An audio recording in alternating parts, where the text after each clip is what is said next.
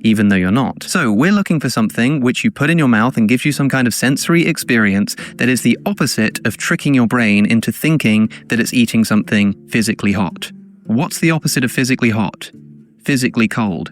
I wonder if there's a kind of food that you eat which activates sensory receptors that trick your brain into thinking that it's experiencing extreme cold. I wonder if there's such a food. Menthol, ladies and gentlemen. That's what menthol does. It's produced by all minty foods, and it activates sensors in your mouth which trick your brain into thinking it's experiencing extreme cold. If you can think of a better example of an opposite of spicy in the context of something which you eat, which tricks your brain into an experience of extreme temperature, then please do let me know. But for goodness sake, it's not milky. So all of you, everyone who comments this, who says minty isn't the opposite of spicy, minty. You're just getting a minty rating for that take every single time. Okay, are you still with me? It can be difficult to focus sometimes. I struggle to focus all the time, and especially given my line of work, it can be incredibly frustrating when my brain just isn't able to get on with whatever it's trying to get on with. But luckily, people like me are exactly who today's sponsor, Brain FM, was created to help. Brain FM is an app for professionals seeking productivity boosts. They create science-backed music, which helps you to relax easier, sleep deeper, and focus better. Opening the app, there are 4 options: focus, relax, sleep, and meditate.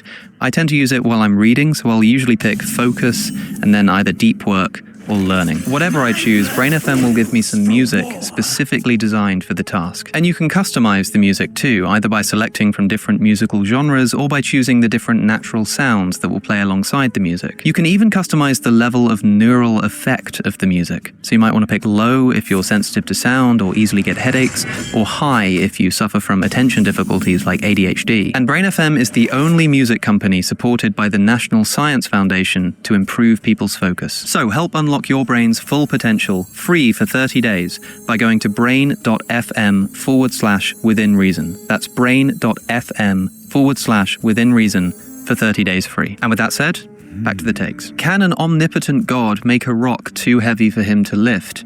The answer is yes, obviously.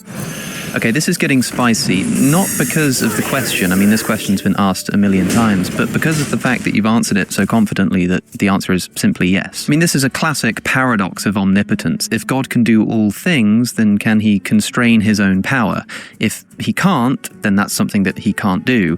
But if he can constrain his own power, then his power is constrained, and so he isn't omnipotent. But maybe the answer is just yes, he can do that. Because, of course, God's ability to do all things might involve his ability to voluntarily give up some of his power, especially if only for a certain amount of time. I mean, it might seem like there's nothing logically incompatible with an omnipotent being just deciding that for the next 5 minutes, he's just not going to be able to lift up that rock over there. This is actually a bit like what a lot of Christians think Jesus did, at least Jesus as God the Son, as part of the Trinity. I mean, if Jesus is God, Jesus is this omnipotent being who's existed since the beginning of time, but God chooses voluntarily to empty himself of his power, come down to earth, adopt a human form, and while he's on earth, doesn't have that omnipotence. In Christianity, this view is called kenosis. It comes from a Greek term used in Philippians chapter 2, where Jesus is said by Paul to have emptied himself, taking on the form of a man.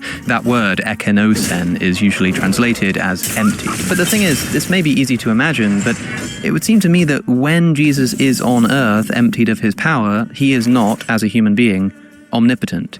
And so if God kind of just does this up in the sky somewhere and says, I'm just going to choose to not have this power anymore for the next 5 minutes, then for the next 5 minutes, I just don't think he's omnipotent anymore. And maybe he's relieved himself of his omnipotence by choice, but relieved himself of his omnipotence he has. I don't see any other way of thinking about this. If for 5 minutes there's something that God cannot do that otherwise he would be able to do, he's just not omnipotent during that time. If you want to say that for the next 5 minutes he doesn't have that power, but is still omnipotent, then I do think you are running yourself into a contradiction. But let's say that is what you mean. He is an omnipotent God, and he remains an omnipotent God, even when he creates this rock so heavy he can't lift it. If that is a contradiction, then doesn't this just show that there can never be a truly omnipotent being, because he'll always at least be constrained by the laws of logic, like the law of non-contradiction? Well, maybe, but it depends on how you think about it. If you think about the laws of logic as these kind of rules that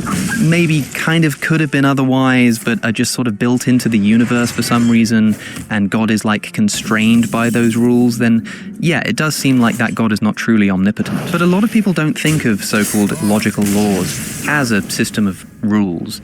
They're instead kind of like a pre-rational precondition for building rules in the first place. They're just necessary truths. I mean, take the law of identity, for example. P is P. It just means that for anything which is P, that thing is P. It kind of feels like you're just saying the same thing twice. It's like a